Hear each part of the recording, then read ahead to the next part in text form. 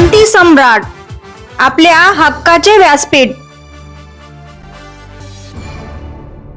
ताज्या बातम्या, मनोरंजन आणि व्हायरल बातम्यांसाठी क्रांती सम्राट न्यूज चॅनल आजच सबस्क्राईब करा.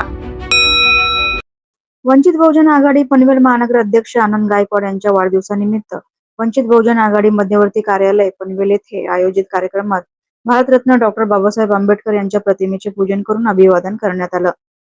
यावेळी पनवेल महानगर अध्यक्ष आनंद गायकवाड यांचा वाढदिवस साजरा करण्यात आला.